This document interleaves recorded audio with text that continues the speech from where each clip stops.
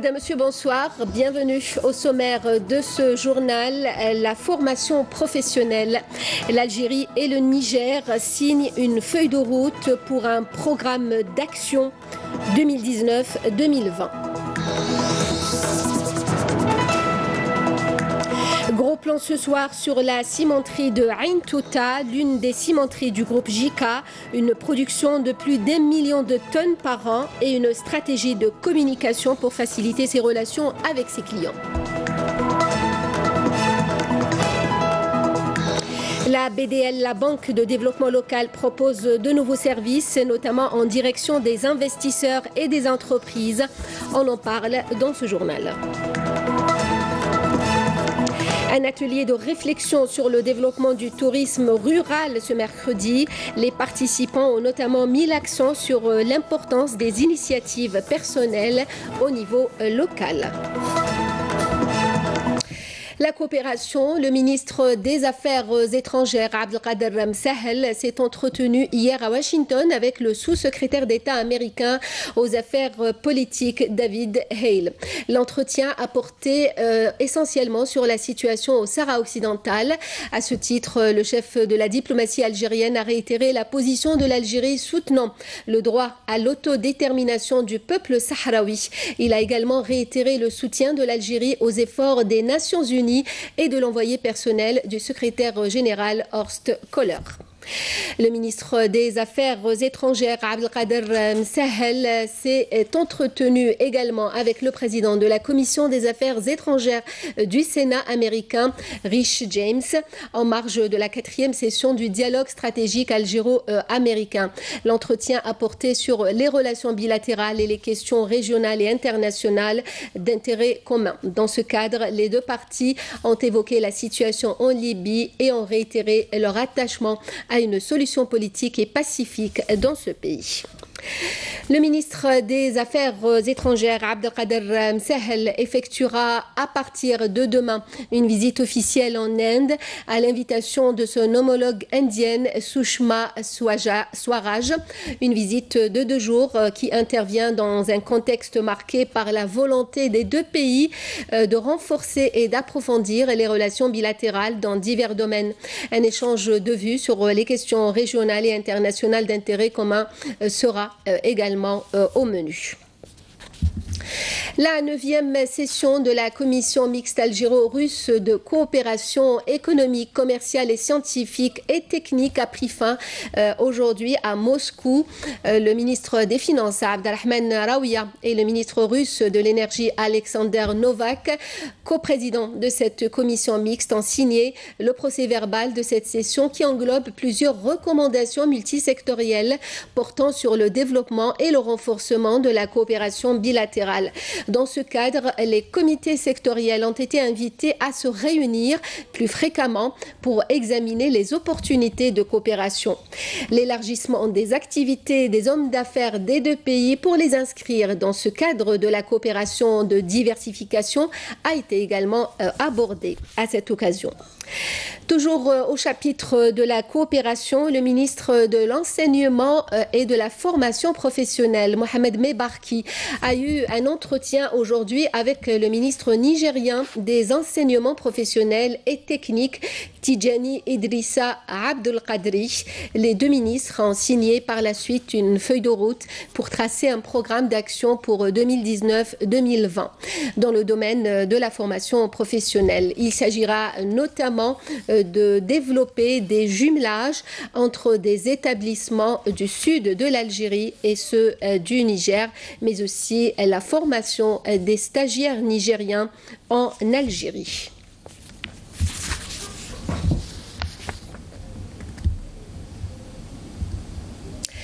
Le bureau de l'Assemblée populaire nationale s'est réuni ce mercredi sous la présidence de Mouad Boucherb, le président de l'APN.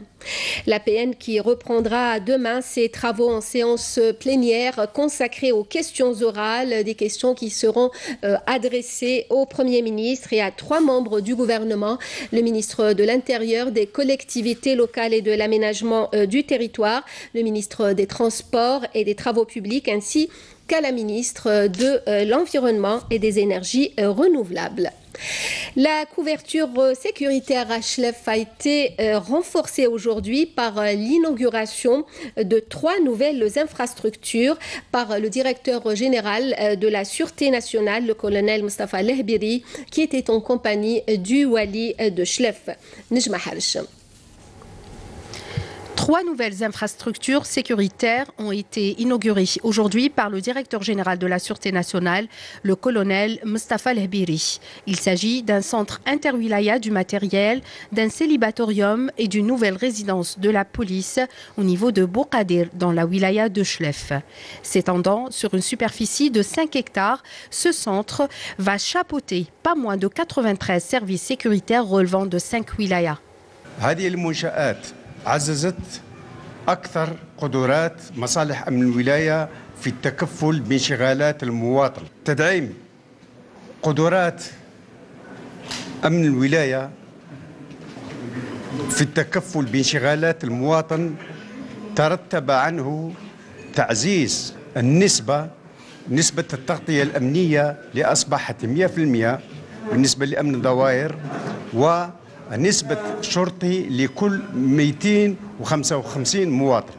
Ce nouveau centre est destiné à renforcer les services opérationnels de la police des wilayas concernés en logistique et moyens nécessités pour leur bonne marche. Sa réalisation est inscrite au titre des efforts de décentralisation de la gestion de ces services tout en contribuant à la réduction de la pression sur les autres services régionaux de finances et d'équipement, à savoir des wilayas de Blida et d'Oran. ضمن مسائل المديرية العامة للأمن الوطني الرامية إلى سياسة لامركزية التسيير وبهدف تخفيف الضغط على المصالح الجهوية للمالية والتجهيز بالبوليدة ووهران، وكذا الدعم اللوجستيكي العملياتي ل5 ولايات التي تدخل ضمن نطاق اختصاص المصلحة، ألا وهي ولاية عين الدفلة، شلف، غليزان، تيرت وتسمسيلت. Et au terme de sa visite dans la wilaya de Chlef, le directeur général de la Sûreté nationale, le colonel Mustafa Lehbiri, a rendu un vibrant hommage à nos vaillants chouhada. Un terroriste qui avait rallié les groupes terroristes en 2011 s'est rendu aujourd'hui aux autorités militaires à Tamanrasset, annonce le ministère de la Défense nationale. Il s'agit de Berbouchi Rmdan, dit Zoubir. Il était en possession d'un pistolet mitrailleur de type Kalachnikov et de 4 chargeurs de munitions garnis. Dans le même contexte, un détachement de l'armée nationale populaire a découvert lors d'une opération de fouille et de ratissage menée près de la bande frontalière à Tamanrasset, une cache d'armes et de munitions. Cette cache d'armes contenait 2 fusils mitrailleurs de type FMPK-4, 4 pistolets mitrailleurs de type Kalachnikov avec leur chargeur de munitions, un fusil à lunettes avec son chargeur de munitions, 52 obus de mortier de calibre 82 mm, une grenade éclairante, 28 fusées de différents calibres ainsi qu'une quantité de munitions s'élevant à 1676 balles de différents calibres. D'autre part, un autre détachement de l'ANP a découvert et détruit suite à une opération de fouille et de ratissage menée dans la localité de Tifernit, commune de Khmis el-Khchna, wilaya de Boumardès, 2 casemates pour terroristes, ajoute le communiqué du MDN. La cimenterie de Ain Touta, je vous le disais en titre, qui fait partie du groupe JICA, envisage de dépasser les objectifs tracés pour l'année 2019 avec une production de plus d'1 million de tonnes de ciment. La cimenterie couvre actuellement les besoins de l'Est et du Sud-Est du pays et emploie près de 600 personnes. Le reportage est signé à Abdelmajid Benkassi. Située dans la wilaya de Batna, la cimenterie de Ain Touta est mise en service en septembre 1986 et compte parmi les 12 cimenteries en production du groupe public JICA, le groupe industriel des ciments d'Algérie qui produit quelques 14 millions de tonnes annuellement. Une production qui a permis, avec les autres cimenteries du secteur privé, de mettre fin à la crise du ciment en Algérie. C'est une cimenterie d'une capacité d'1 million de tonnes. Actuellement, on est arrivé à un chiffre de 34 millions de tonnes depuis sa mise en service. On couvre tout le sud-est la wilaya d'Élysée, de Ouergla, de Ouedsouf, une partie de Ouedsouf, la wilaya de Batna, de Bouaqi, une partie de la wilaya de Djelfa, la wilaya de Biskra aussi. Et voilà, on couvre en totalité à peu près 7 à 8 wilayas. La CIMAT, c'est aussi 5 unités de production et de service. La carrière de gravier, du sable, le conditionnement du ciment, la sécurité et la commercialisation. Des unités créées pour des besoins de la région et qui ont permis d'absorber le chômage dans cette localité rurale de l'Est algérien. 563 emplois directs. Et en totalité, il y a 1173, dont 563 emplois directs. Et le reste, c'est à travers nos sous-traitants, qui est l'ASS et le SEME. Il y a aussi, on a investi dans 2 centrales de conditionnement, une à Biskra et l'autre à Ouergla, d'une capacité chacune de 80 tonnes heure. Un ciment produit aux normes de qualité mondiale et dans le strict respect de l'environnement. La certification selon 3 référentiels. Le premier référentiel, c'est l'ISO 9001 version 2015. Cette certification-là concerne une certification du système de management de la qualité. Qui dit la qualité dit la fidélisation de nos clients à travers un produit de qualité, bien sûr, ce qui va nous permettre d'assurer en quelque sorte la pérennité de l'entreprise. Voilà. Concernant l'environnement, la CIMAT a pensé pour l'environnement. Dans le cadre de son système SMI, la CIMAT a opté pour la certification environnement selon le référentiel, bien sûr, ISO 14001 version 2015. L'acheminement du ciment produit ici dans cette cimenterie de Ain Touta se fait bien sûr par la voie terrestre, mais aussi, le plus intéressant, c'est le transport ferroviaire. Alors, chaque semaine, donc, plusieurs tonnes de ciment sont transportées depuis cette cimenterie de Ain Touta jusqu'à Tougourt et bien sûr à Biskra. Quelques 30 000 à 40 000 tonnes sont transportées annuellement. La société des ciments de Ain Touta, qui a de grandes ambitions de production, a adopté aussi une stratégie d'écoute et de communication pour faciliter les relations avec ses clients. C'est un peu l'objectif des portes ouvertes organisées à Biskra. Abdelmajid Benkassi. Aller à la rencontre de ses clients pour mieux les servir et répondre au mieux à leurs préoccupations, c'est là toute la stratégie du groupe JICA à travers son grand réseau de cimenteries implanté à travers le territoire national. C'est le cas ici à Ain Touta, du côté de Batna, à l'est du pays. Se rapprocher de ses clients. Et comme déjà présenté, on a déjà créé en premier lieu une base de données des opérations de chaque client, de le fidéliser et de faciliter la relation, et être une relation flexible et facile entre le groupe JICA et ses clients, ainsi que l'écoute de ses clients et la communication. Au-delà de la disponibilité du produit et de la possibilité de passer sa commande à partir de son bureau via le site de l'entreprise, la cimenterie de Ain Touta du groupe JICA offre de nombreux autres avantages pour ses clients. Le prix du groupe JICA actuellement, c'est le prix appliqué au nord ou bien le prix appliqué au sud par la création, exactement, par la création d'un fonds interne qui s'appelle le fonds de péréquation de transport. Donc le transport vers les wilayas du sud sont supportés par un fonds. Il y a aussi des avantages, le transport. Le produit à fournir à domicile, sur chantier. Je suis un ancien client de la cimenterie Ain Touta depuis 1995. La qualité de ciment Ain Touta, pour moi, c'est la meilleure qualité. On initie toujours les entreprises algériennes à travailler et à collaborer avec le produit algérien. Et ce qu'on a trouvé avec le produit JICA, c'est un bon produit où les résultats sont très efficaces avec le CTC. De plus, on a un bon accueil avec cette entreprise-là. Et toujours, ils nous donnent des facilités pour le produit, ils nous initient, ils nous aident. Et on continue toujours à travailler avec eux. Des clients certes satisfaits de la relation avec leurs fournisseurs, mais un fournisseur qui n'oublie pas qu'il y a une concurrence. Malgré la concurrence rude que connaît le marché du ciment, le marché algérien du ciment. Le premier souci du groupe JICA, c'est satisfaction totale du marché local, la disponibilité du produit avec un prix abordable. Le groupe JICA vise d'exporter. Exporter, surtout que le groupe JICA est passé à lui seul d'une production de 11 millions de tonnes en 2011 à 14 millions en 2018 et compte atteindre 20 millions de tonnes en 2020 avec l'arrivée des cimenteries de Sigus et de Béchar. La BDL, la Banque de développement local, propose de nouveaux services et de nombreuses facilitations pour répondre aux exigences de ses clients.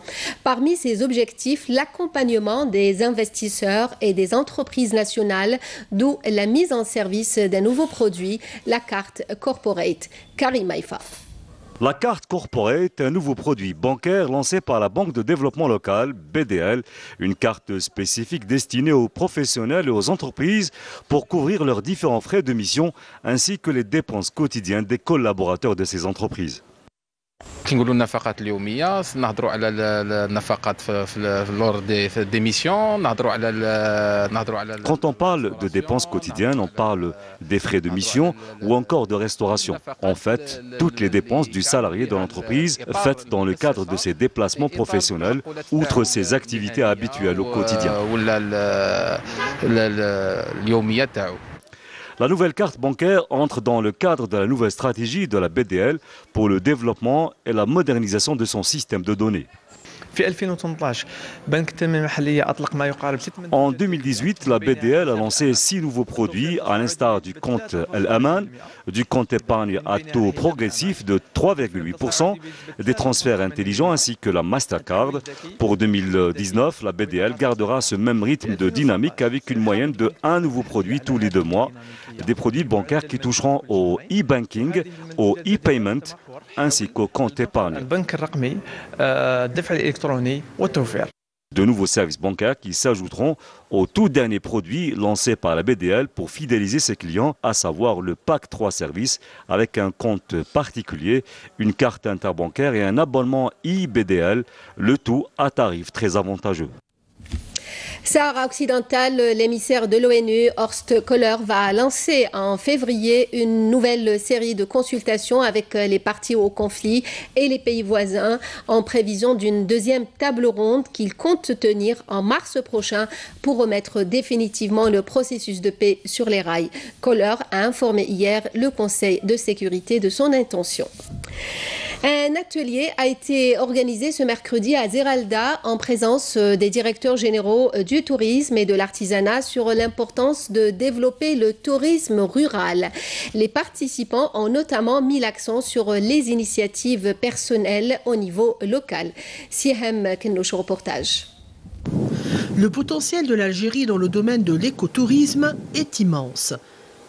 Une nouvelle dynamique pour les territoires ruraux ainsi que la valorisation des ressources locales au service du développement territorial était au centre de cette journée de réflexion et d'échange sur la condition du développement du tourisme rural, une opération qui concerne le ministère du Tourisme et de l'Artisanat ainsi que la Direction générale des forêts en partenariat avec European Neighbourhood Programme for Agriculture and Rural Development, NPARD.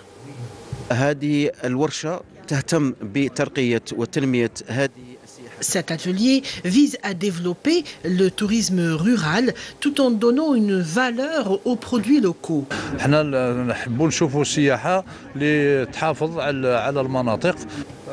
Nous cherchons à développer un tourisme qui protège ces zones vertes, ces zones humides. Il s'agit d'un programme d'action pilote dont l'objectif principal est le développement du niveau de vie par l'augmentation des revenus de l'emploi au milieu rural.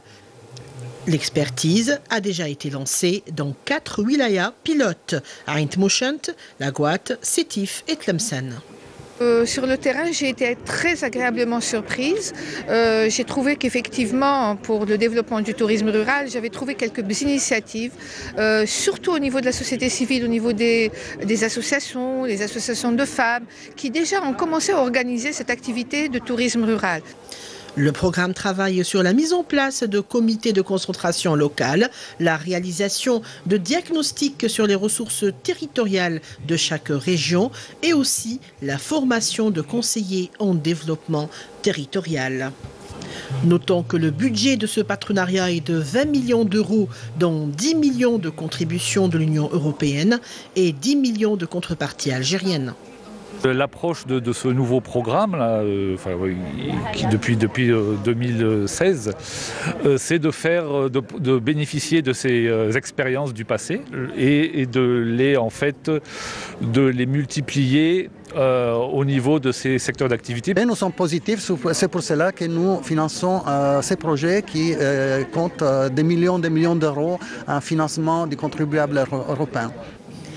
En marge de cette journée, une convention a été signée entre le ministère des Affaires étrangères, la Direction générale des forêts et le Programme des Nations Unies pour le développement PNUD pour la réhabilitation du complexe de la zone humide de Guerbès à Skikda.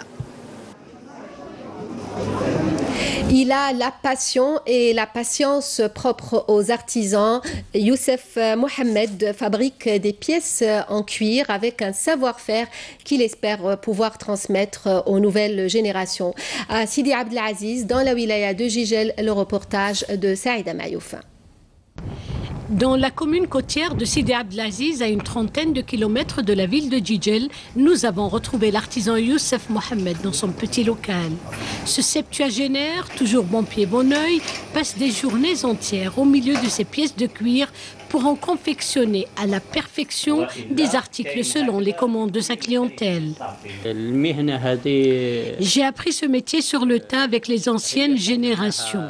Ça m'a passionné tout de suite, de la ceinture au portefeuille jusqu'aux plus grandes pièces, couture, coupe, broderie sur cuir. Je maîtrise tout. Aujourd'hui, ce métier n'a plus de secret pour moi.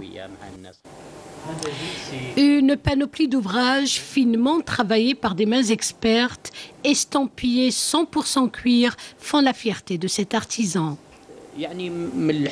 Aujourd'hui, c'est une grande passion entre le cuir et moi-même. Ça fait 18 années que j'exerce ce métier. La matière première m'arrive d'El-Milia. Mon rêve est que ce métier perdure et ne disparaisse pas dans le temps, car c'est un métier noble.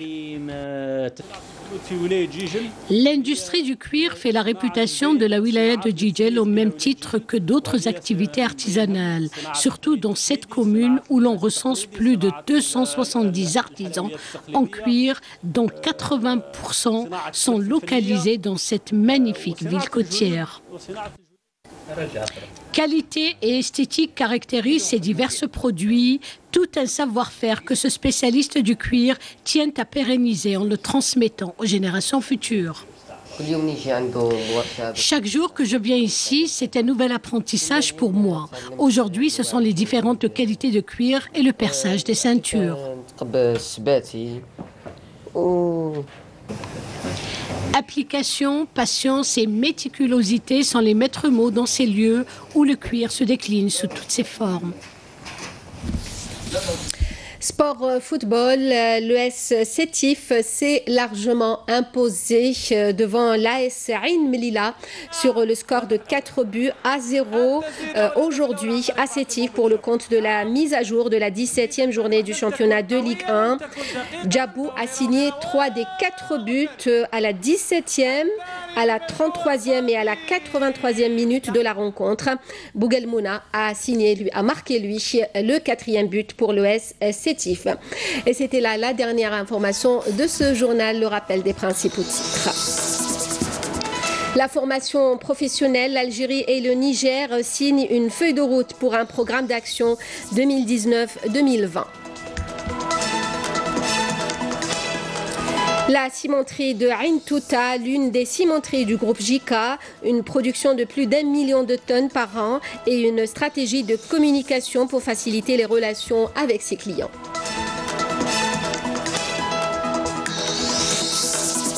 La BDL, la Banque de développement local, propose de nouveaux services, notamment en direction des investisseurs et des entreprises.